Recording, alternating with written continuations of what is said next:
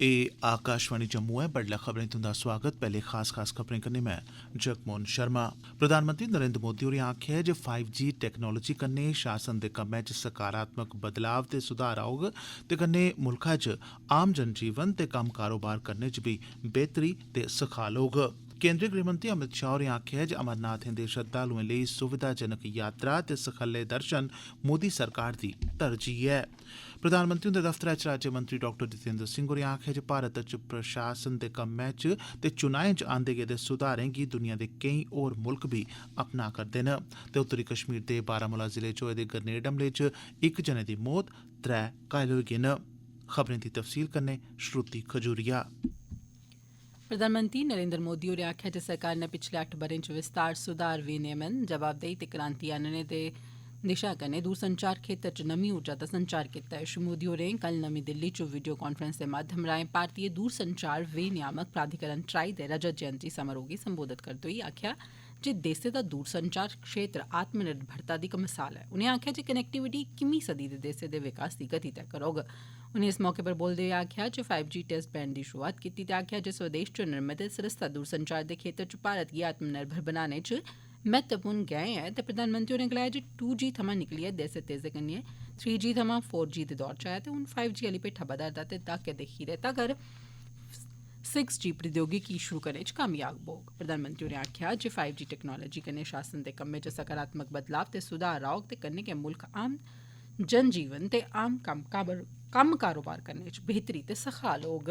इस मौके पर बोलदे होई संचार, इलैक्ट्रानिक्स ते सूचना प्रौद्योगिकी मंत्री अश्विनी वैष्णव होरें आखेआ जे देसै नै 4G गी विकसित करने दा चरण पूरा करी लैता ऐ जिसलै कि 5G प्रौद्योगिकी उन्नत चरण च ऐ। प्रधानमंत्री होरें इस कार्यक्रम दौरान ट्राई दे रजत जयंती समारोह दे सरबंधै च इक डाक टिकट बी जारी कीता।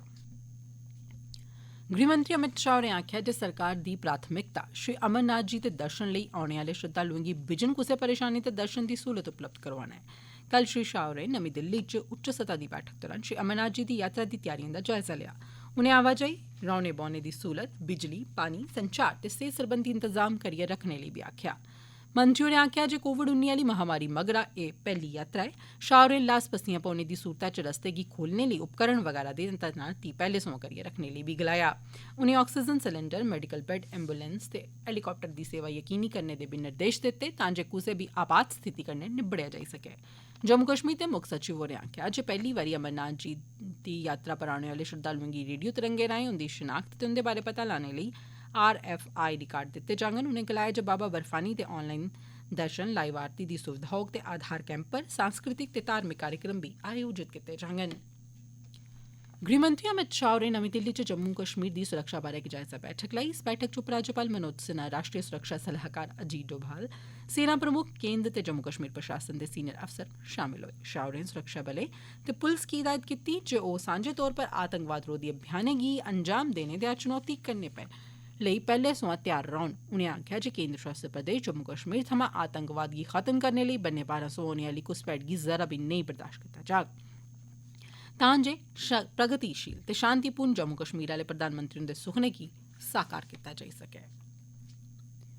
उत्तरी कश्मीर दे बारामूला जिले च कल संझा आतंकवादिएं शराब दी दुकान पर ग्रनेड सुट्टी हमला कीता। एह्दे च 52 ब'रें दे इक व्यक्ति दी मौत होई गेई ते 3 होर घायल होई गे। पुलसै आखेआ जे घायलें गी नेड़े दे अस्पताल लेता गेआ जित्थै इक जने नै जख्में दी तां नेईं जरदे होई दम त्रोड़ी दित्ता। ओह्दी पन्छान राजौरी दे कृष्ण लाल दे तौर पर होई ऐ। घायलें दी पन्छान कठुआ दे गोवर्धन सिंह ते रवि कुमार ते राजौरी दे गोविंद सिंह दे तौर पर कीती गेई ऐ। पुलसै दस्सेआ जे घायलें चा इक गोविंद सिंह दी हालत नाजुक बनी दी ऐ ते उसी श्रीनगर दे अस्पताल रेफर कीता गेआ ऐ। जम्मू दे डिवीजनल कमिशनर रमेश कुमार होरें कल जम्मू च जन सुनवाई आह्ले कार्यक्रम तैह्त लोकें दिएं समस्याएं ते शकैतें गी सुनेआ। इस मौके पर केईं सारे प्रतिनिधिमंडलें ते व्यक्तिगत तौर पर लोकें उनेंगी अपनिएं समस्याएं ते मंगें बारै दस्सेआ दसाया ते उंदा हल करने लेई बी आखेआ। सुचेतगढ़ दे इक प्रतिनिधिमंडल नै अपनी मंगें दे समर्थन च इक ज्ञापन डिवीजनल कमिशनर होरें गी सौंपेआ ते जमीन सरबंधी विवाद दा हल करने दी मंग कीती। इस्सै चाल्ली जम्मू सिविल सोसायटी दे मिंबरें बी अपनियां मंगां ते समस्यां उंदे अग्गे रक्खियां। डिवकाम होरें सब्भनें दिएं मंगें ते समस्याएं गी ध्यानै नै सुनेआ ते उंदा हल करने दा भरोसा दोआया। डिवकाम होरें मुतलका अफसरें गी सारी बकाया पेदी समस्याएं दे हल करने दे निर्देश बी दित्ते।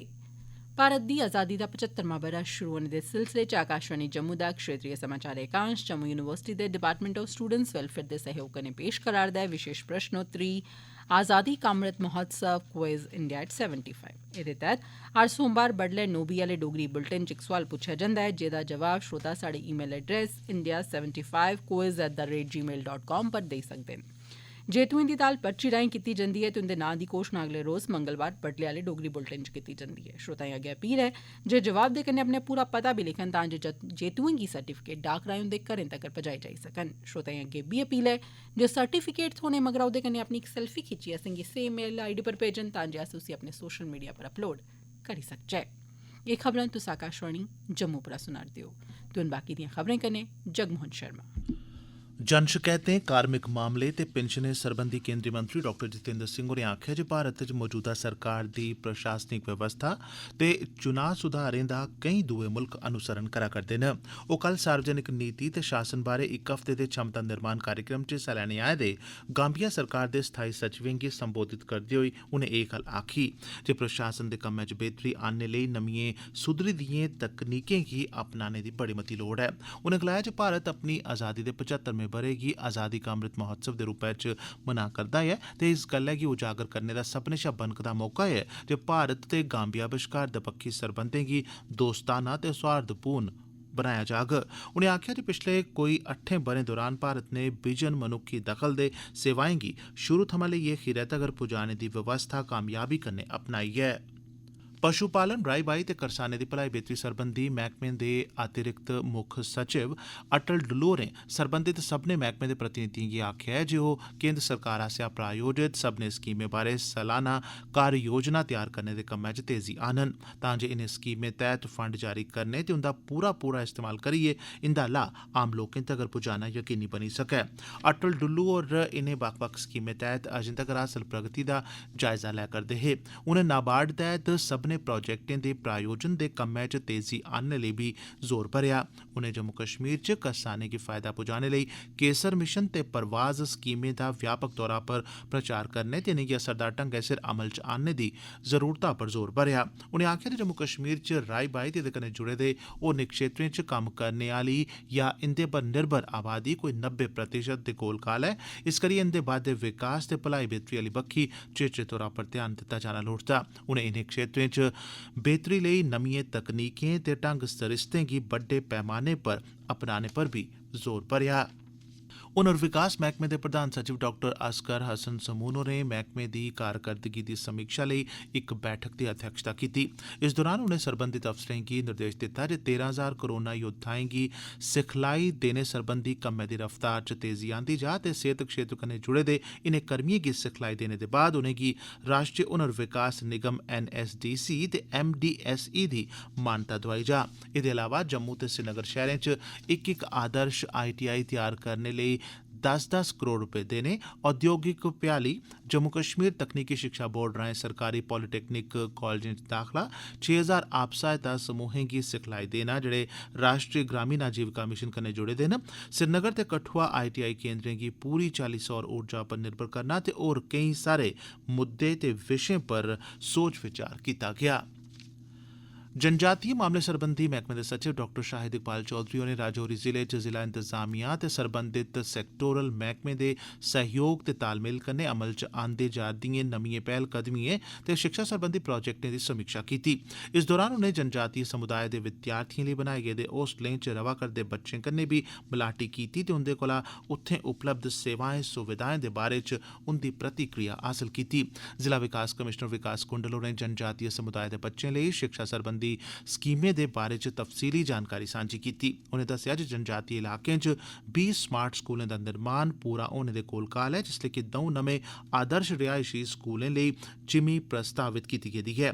जिला प्रशासन ने 2 एकलव्य रिहायशी स्कूलें च शैक्षणिक सत्र शुरू करने लेई प्रक्रिया गी मुकम्मल करी लैता गेदा ऐ। एह् जानकारी बी बैठका च दित्ती गेई। डॉ शाहिद इकबाल होरें दस्सेआ जे सरकारै सब्भनें जिलें च रिकार्ड गिनतरी च होस्टल बनाने बारै इक योजना तैयार कीती दी ऐ ते राजौरी जिले च चालू ब'रे दौरान गै 125 बच्चें दे रौह्ने दी क्षमता आह्ले 4 होस्टल इस्सै ब'रे तैयार होई जाङन।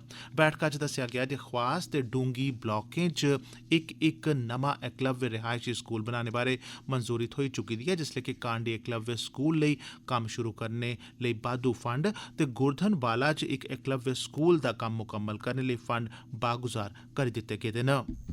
अखीर च खास खबरें इक बारी परतियै प्रधानमंत्री नरेंद्र मोदी होरें आखेआ जे 5G टेक्नोलोजी कन्नै शासन दे कम्मै च सकारात्मक बदलाव ते सुधार औग ते कन्नै मुल्खै च आम जनजीवन ते कारोबार करने च बी बेहतरी ते सखाल होग। केंद्रीय गृह मंत्री अमित शाह होरें आखेआ जे अमरनाथ जी दे श्रद्धालुएं लेई सुविधाजनक यात्रा ते सखल्ले दर्शन मोदी सरकार दी तरजीह ऐ। प्रधानमंत्री हुंदे दफ्तरै च राज्यमंत्री डाक्टर जितेंद्र सिंह होरें आखेआ जे भारत च प्रशासन दे कम्मै च ते चुनाएं च आने गेदे सुधारें गी दुनिया दे केईं होर मुल्खें बी अपनाया करदे न। ते उत्तरी कश्मीर दे बारामूला जिले च होए दे ग्रेनेड हमले च इक जने दी मौत ते 3 घायल होई गे न। एह्दे कन्नै गै खबरें दा बुलेटिन समाप्त होआ।